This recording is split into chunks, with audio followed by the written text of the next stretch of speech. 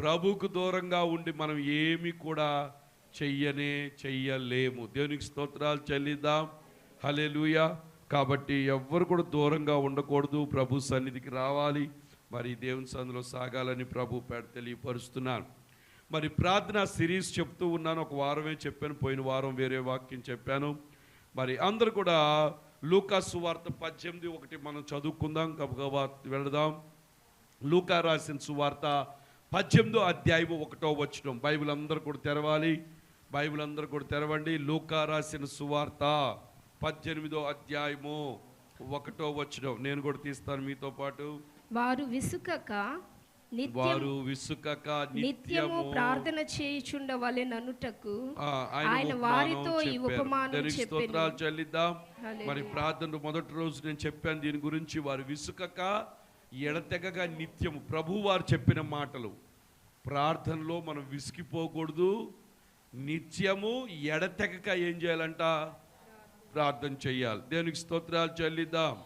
అలాగే లూకా 11:1 చూడండి. లూకా 11:1 ఏముందో చూద్దాం. కొన్ని మాటలు చూపించి ఈరోజు వర్తమానంలోకి మనం వెళదాం. ఆయన ఒక చోట ప్రార్థన చేయుచుండెను.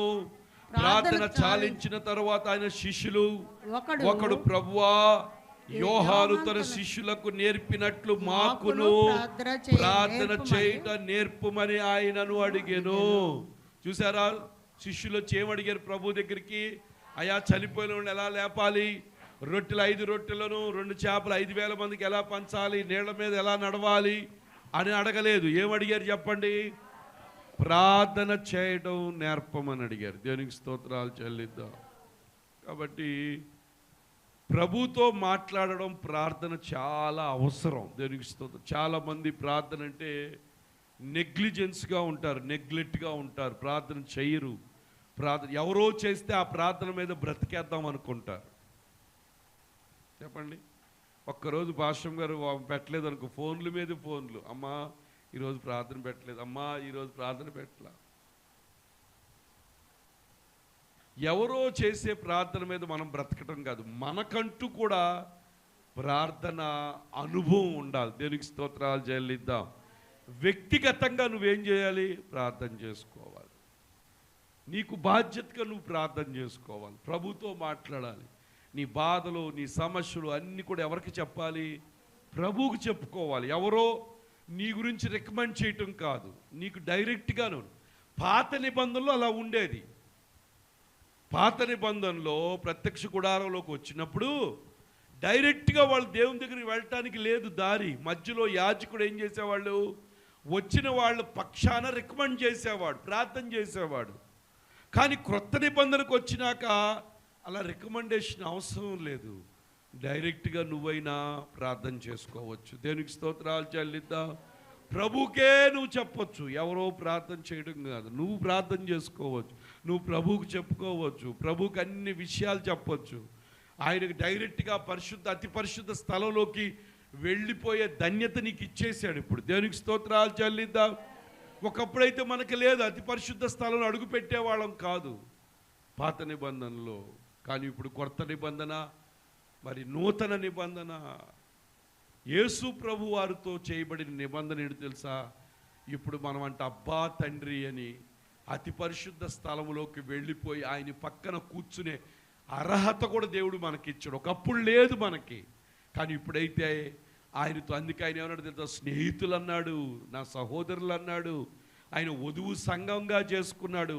కాబట్టి మనం ఎప్పుడంటే అప్పుడు దేవుని కృపా సింహాసనం ముందుకు వెళ్ళి ఆ కృప కొరకు మనం ప్రార్థించవచ్చు. దేవునికి స్తోత్రాలు చెల్లిద్దాం. కాబట్టి ఎవ్వరు కూడా ప్రార్థనను నెగ్లిజెన్సీ చేయమాకడం, నెగ్లెక్ట్ చేయొద్దు, నెగ్లిజెన్స్గా ఉండొద్దు.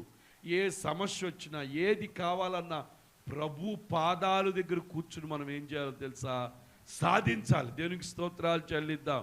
ప్రార్థనే మన పరిస్థితులను, మన రాజుబాబు గారు చెప్పారు, ఏమని తెలుసా? ప్రార్థన పరలోకపు తెరుచు తాళం. ప్రార్థించుచుంటివా విశ్వాసి, ప్రార్థన మరువకుమా. ఇదరా, ప్రార్థించుచుంటివా విశ్వాసి, ప్రార్థన మరువకుమా పరదేశి. ప్రార్థన పరలోకపు తెరచు తాళం అండి. దేవునికి స్తోత్రాలు చెల్లిద్దాం. ఎంతమంది ఉంది తాళాలు ఎవరి దగ్గర ఉన్నాయి? చేతులు పైకెత్తండి ఒకసారి. ఎవరెవరి దగ్గర ఉన్నాయి? లైవ్లో ఉన్న వాళ్ళు ఎక్కడి నుంచి చూస్తున్నారో తెలియదు, తర్వాత చూస్తారో, టీవీ ప్రోగ్రాం చూస్తారో. నిజంగా తాళాలు మీ దగ్గర ఉంటే చేతులు పైకెత్తి ఒకసారి చూపించండి. దేవునికి స్తోత్రాలు చెల్లిద్దాం. అంటే దాని అర్థం ఏంటి? ప్రార్థించే వాళ్ళే చేతులు పైకెత్తుతారు. ఈ ఉదయకాలం ఎంతమంది ప్రార్థించారు? లెక్క చేతులు పైకెత్తండి. దేవునికి స్తోత్రాలు. కొంత భక్తులకు చప్పట్లు కొట్టండి ఒకసారి. సత్యాసాకులు చేసి ప్రార్థించారు. హల్లెలూయా. లేవగానే ఏం చేయాలి తెలుసా? ప్రభు ముఖాన్ని చూడాలి. మన స్వరం ప్రభుకి వినపడాలి. ఇందాక సాక్ష్యం విన్నాం, మా పిన్ని గారు చెప్పారు. భయంకరమైన దగ్గు, యాంటీబయాటిక్ వాడుతుంది, అవి వాడుతుంది, ఏమీ తగ్గట్లా. లాస్ట్కి ఎవరి దగ్గరికి వెళ్ళింది? ప్రభు డాక్టర్ దగ్గరికి వెళ్ళింది. ఫీజు కట్లా, ఎక్స్రే లేదు, యాంటీబయాటిక్ లేదు, ఏమీ లేదు.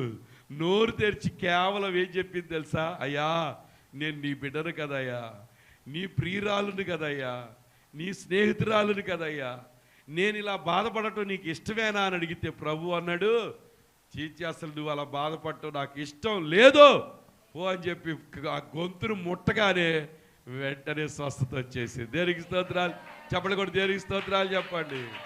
హల్లెలూయా, హల్లెలూయా.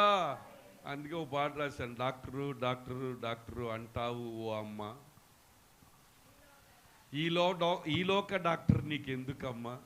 ఈలోక డాక్టరు బ్లడ్ టెస్ట్ అంటారు, ఎక్స్రే అంటాడు, మన స్కాన్ అంటాడు. మన పరలోక డాక్టర్ ఏ స్కాన్ అనడని చెప్పి రాసి అవన్నీ తీయాలి, బయటికి తీస్తాను. దేవునికి స్తోత్రాలు చెల్లిద్దాం. హల్లెలూయా, హల్లెలూయా. దేవునికి స్తోత్రాలు చెప్పండి. నేను హల్లెలూయా చెప్తున్నాను, మీరు మాత్రం నోరు మూసుకు కూర్చున్నారు. చిప్పు తీసేయండి, నోరుకి చిప్పు తీసేయండి ఒకసారి. ఇలా తీయండి ఒకసారి, బయటికి జరపండి, చేయండి, ఇలా చెప్పండి. వేసేసుకున్నారు కొంతమంది, ఇలా తీయండి. దేవునికి స్తోత్రాలు. వసంత వేసుకుంటుంది, ఇలా తీయాలి.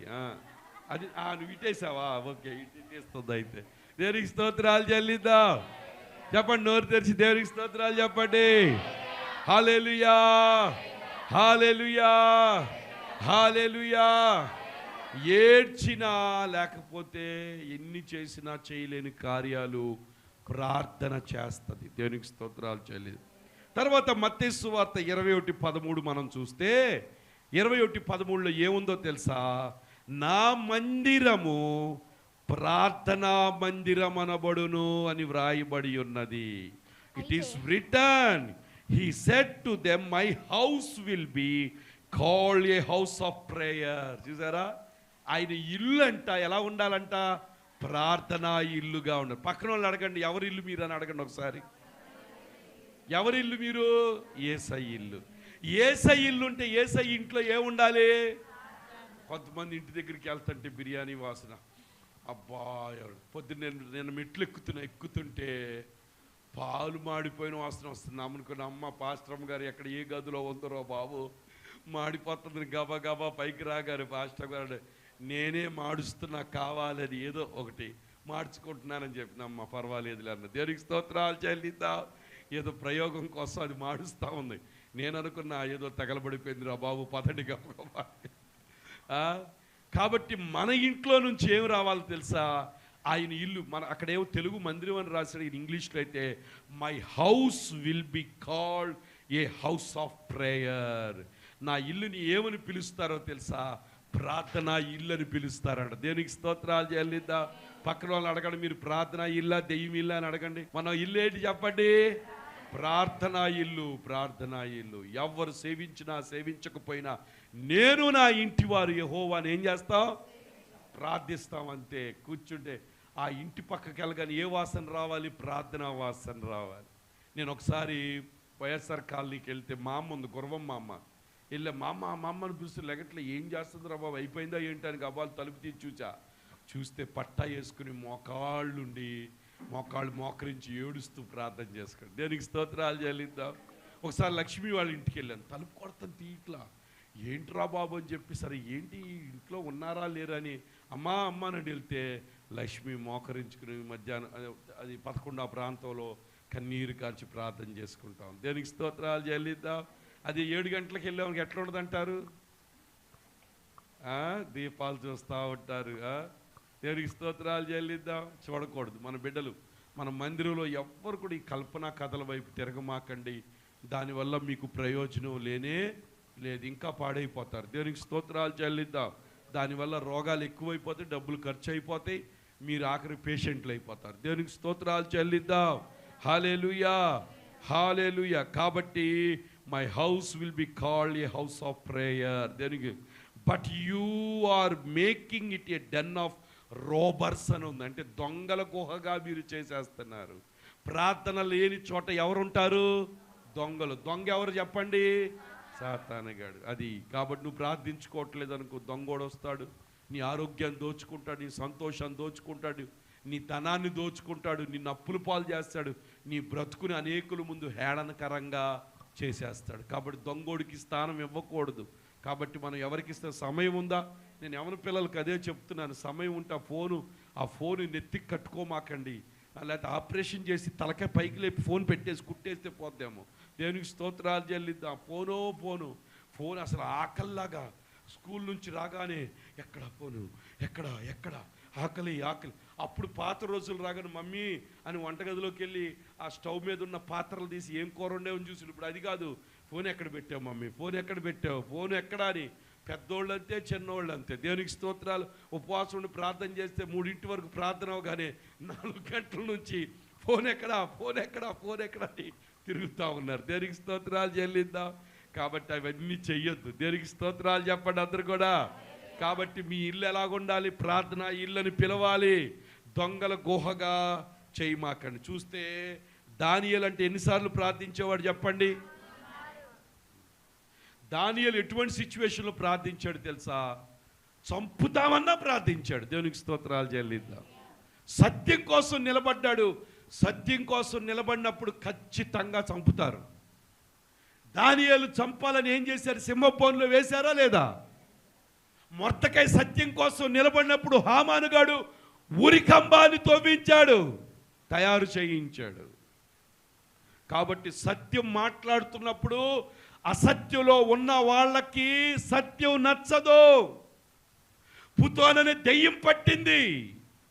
ఆ దెయ్యాన్ని, అది దెయ్యంతో అనేక పిచ్చి మాటలు చెప్తుంటే దాంట్లో ఉన్న దెయ్యాన్ని వదలగొట్టి పిల్లని మంచిగా బాగు చేస్తే ఆ యవనస్తురాల్ని పక్కన వాళ్ళకి నచ్చిందా?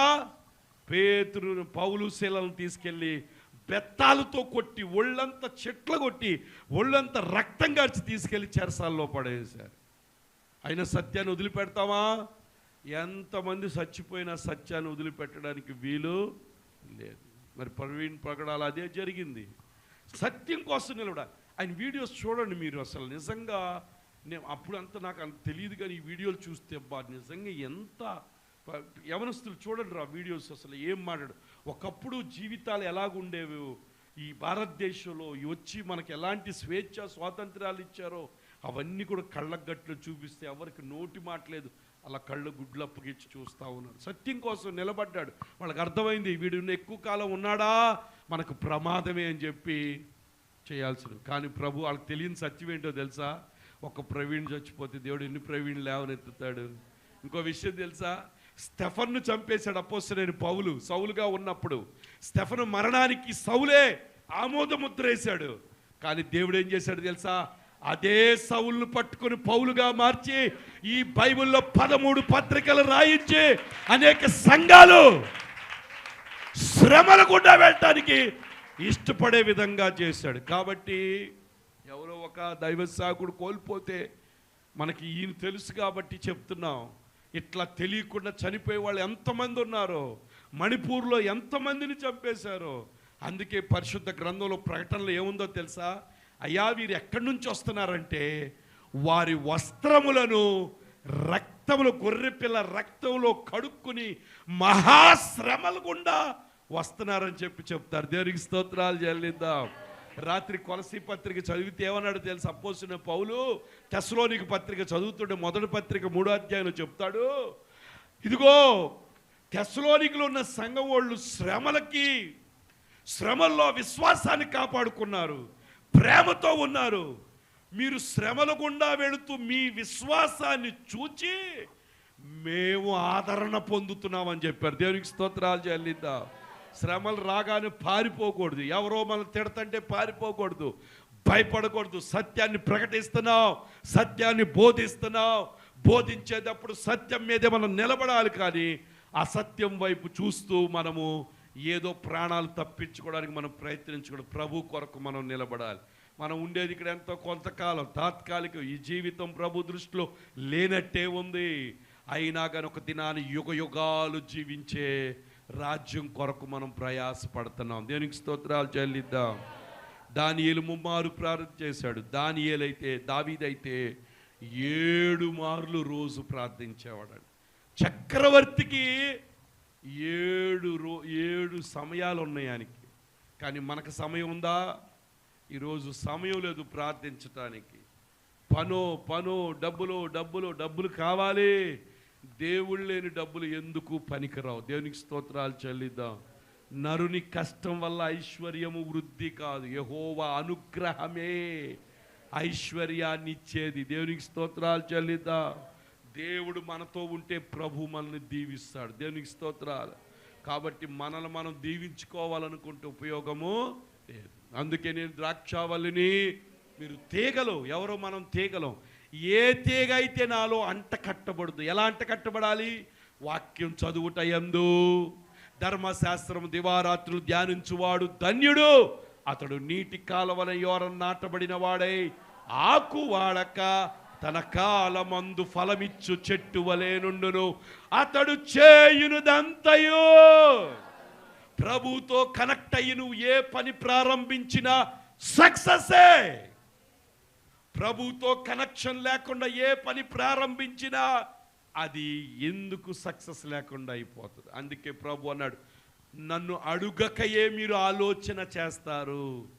ఏది చేసినా ప్రభుతో లింక్ అయి ఉన్నాం కాబట్టి, ప్రభువా ఇది చేయమంటావా వద్దంటావా అని అడిగి ప్రభు దగ్గర నుంచి జవాబు పొంది మనం అడుగు ముందుకు వేసి వెళ్తే జయం పొందుతాం మనం. దేవునికి స్తోత్రాలు చెల్లిద్దాం. హల్లెలూయా. దానియేలు ప్రార్థించాడు. అలాగే 7 మార్లు అంట. కీర్తన 119:164 ఉంది. నీ న్యాయ విధులు బట్టి దినమునకు 7 మార్లు నేను నిన్ను స్తుతించుచున్నాను. 7 మార్లు. మేము అంటున్నాం, అమ్మ 7 మార్లు వద్దులే మనకి, మీరు 6 మార్లు మీ పని చేసుకోండి, బట్టలు ఉతుక్కోండి, వండుకోండి, తినండి, పడుకోండి. ఒక్క మారన్న సాయంత్రం రండి బాబో అంటే మాకు సమయం లేదు. ఆ ఒక్క మారు కూడా 7 మార్లు మేమే వాడుకోవాలంటున్నారు. దేవునికి స్తోత్రాలు చెల్లిద్దాం. పక్కన వాళ్ళ మొక్కలో చూసి, పాస్టర్ గారు చెప్పింది నీకేమైనా అర్థమైందా అని అడగండి ఒకసారి. ఒకవేళ అర్థమైందని చెప్తే మరి సాయంత్రం ఎందుకు రావట్లేదు అని మీరే అడగండి, నేను అడగనులే. నేను మాట్లాడు మీతో. దేవునికి స్తోత్రాలు చెల్లిద్దాం. హల్లెలూయా. ఒక్క మారు కూడా ప్రభు దగ్గర కూర్చోలేరా? అమాజిమ్మంటికి ఒంట్లో బాగోపోయిన ఎంతో బలహీనంగా ఉంటుంది. అయినా కానీ ఏ రోజు మనకున్న కష్టం అని ఎప్పుడన్నా ఒక్కసారి అట్లా ప్రభు మొత్తం పిల్లల్ని ఎంట పెట్టు. ఒకప్పుడు అన్యులుగా ఉన్నప్పుడు ఎలా ఎంట పెట్టుకు తిరిగిందో ఇప్పుడు కూడా ఆ 2 పిల్లలు తీసుకొస్తాడు. అలసిపోయి స్కూల్కి వెళ్ళొచ్చి ఇక్కడన్నా మీరు గుళ్ళో అన్నా పడుకోండి, కానీ ఇంట్లో పడుకోవద్దు. పదండి, అక్కడ నిద్రపోదు కానీ లాక్కొస్తుంది. దేవునికి స్తోత్రాలు చెల్లిద్దాం. హల్లెలూయా. సమూయేలు ప్రవక్త గుళ్ళోనే పడుకుని పెద్ద ప్రవక్త అయిపోయి రాజులను అభిషేకించాడు. కాబట్టి నువ్వు పడుకుంటే గుళ్ళో అన్నా పడుకో, కానీ ఇంట్లో పడుకోవద్దని వాళ్ళ పిల్లల్ని మనవాళ్ళని తీసుకుని వచ్చేస్తాను. దేవునికి స్తోత్రాలు చెల్లి. ఒక్క మారన్న ప్రభు పాదాలు. అయ్యా సాయంత్రం అయిపోతుంది. ఎవరు? మన పండుబాబు. సాయంత్రం పని అయిపోతుంది, ఖాళీగా ఉంటావు, వచ్చి కూర్చుని ప్రార్థిస్తే దేవుడు ఎన్ని కార్యాలు చేస్తాడు. మీ డాడీ కొరకు, ఇంకో తమ్ముడు కొరకు, నీ కుటుంబం కొరకు ఎంత ప్రార్థన చేయాలి. దేవునికి స్తోత్రాలు చెల్లిద్దాం. అని ఆ రికార్డులు ఉన్నాయి, రికార్డులు రాయాలా? ఇప్పుడు మనం సదాని అడిగితే రికార్డులు అంటుంది. నీకు రికార్డులు లేవుగా.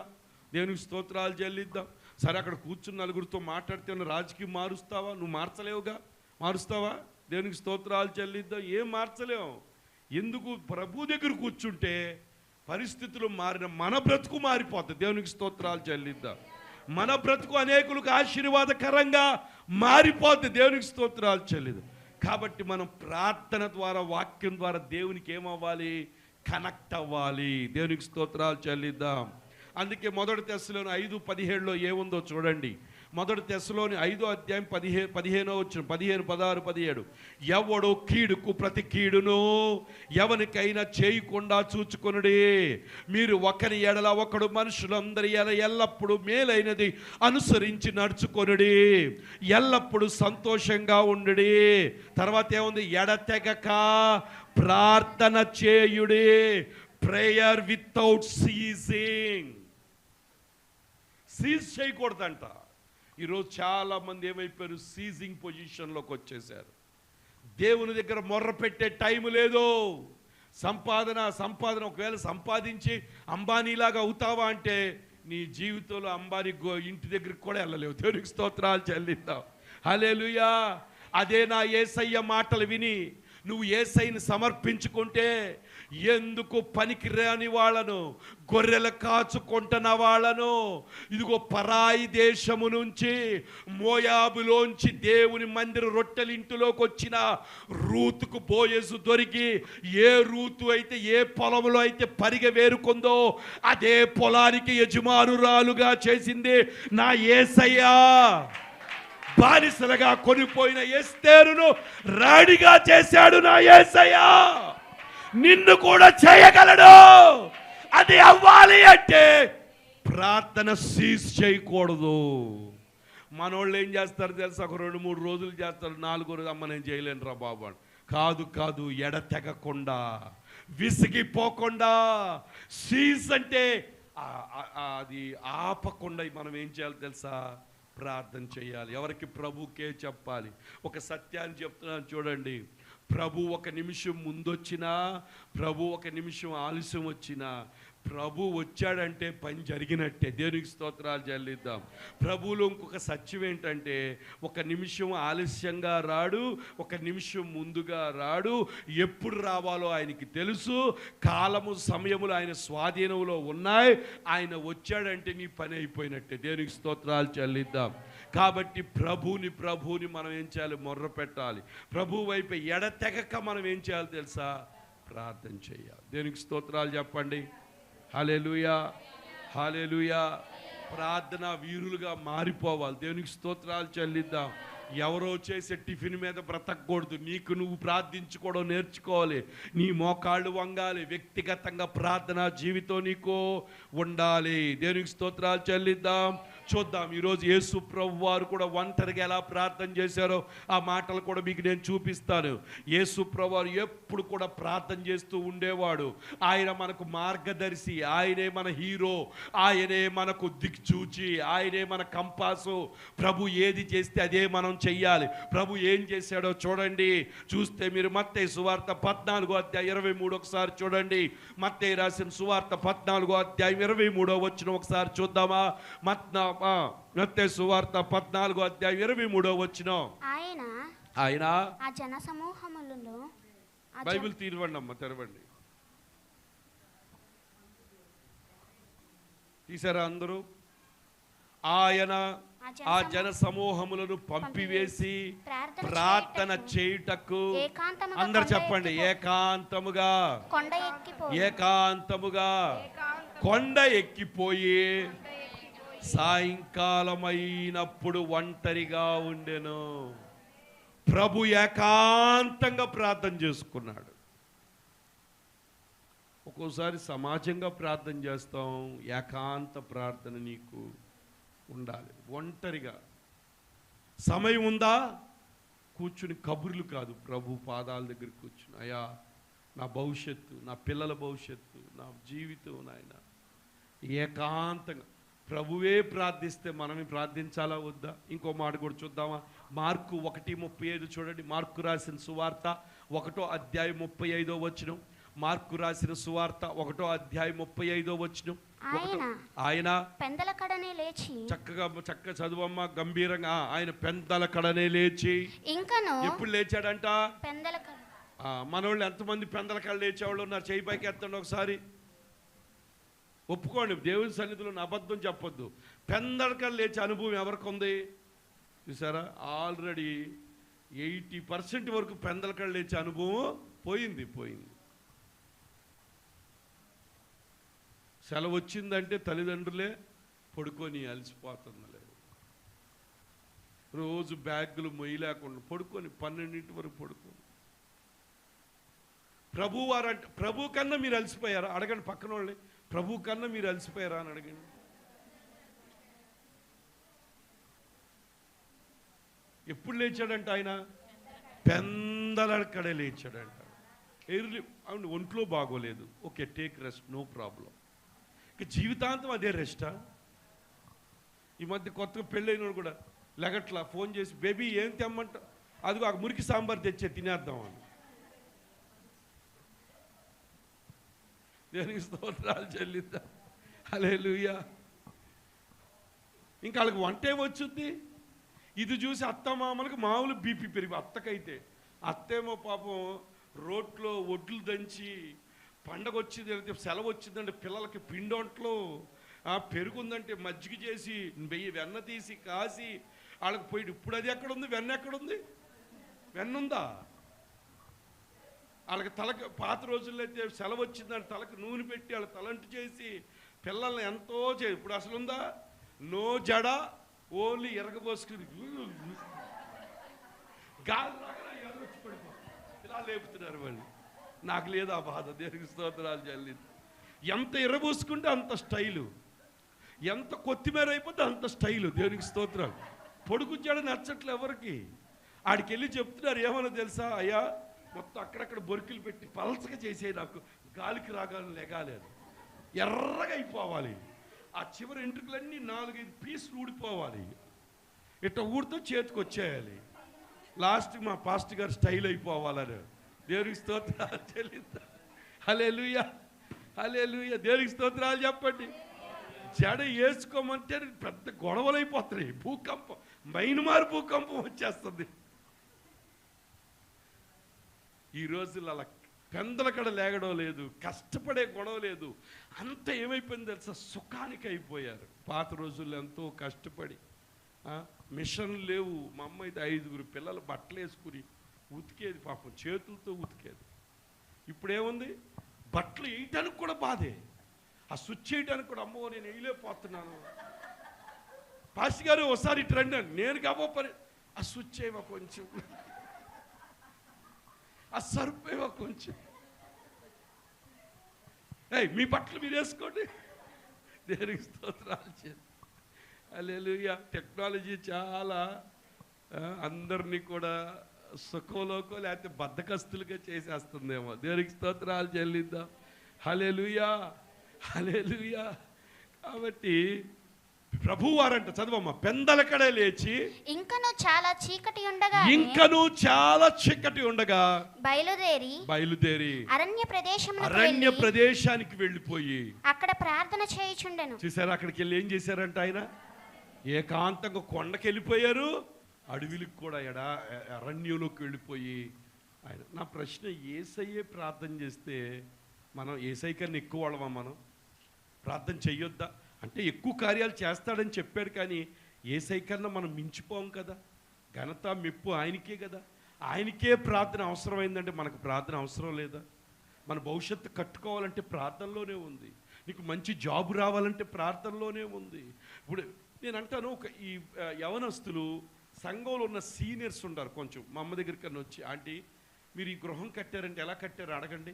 వాళ్ళు చెప్పే మాట ఏంటో తెలుసా? ప్రార్థనే అంటారు. ఇంతవరకు మీ ఇద్దరు ఆరోగ్యంగా ఉన్నారంటే ఏంటంటే ప్రార్థన. పొద్దున్న లెగిసి 6 గంటల నుంచి 8 వరకు 5 అధ్యాయాలు చదివి, ఆ వాగ్దానాలు చదివి, ఆ తర్వాత ఆ గ్రీన్ టీ ఏదో తాగుతారు. కాబట్టి వాళ్ళు 50 సంవత్సరాల కుటుంబ జీవితాన్ని జీవించగలిగారు. దేవునికి స్తోత్రాలు చెల్లిద్దాం. హల్లెలూయా. కాబట్టి ఇప్పుడు మీరు ప్రార్థించకపోతే మీ లైఫ్ ఎలా ఉంటుంది? ప్రభుతో కనెక్షన్ లేకపోతే మిమ్మల్ని రక్షించే వాళ్ళు ఎవరైనా ఉన్నారా? కాబట్టి ప్రభుతో కనెక్షన్ కావాలి. ఈ లోక కనెక్షన్ తగ్గించి ప్రభుతో కనెక్షన్ పెట్టుకోండి. దేవునికి స్తోత్రాలు చెల్లిద్దాం. హల్లెలూయా.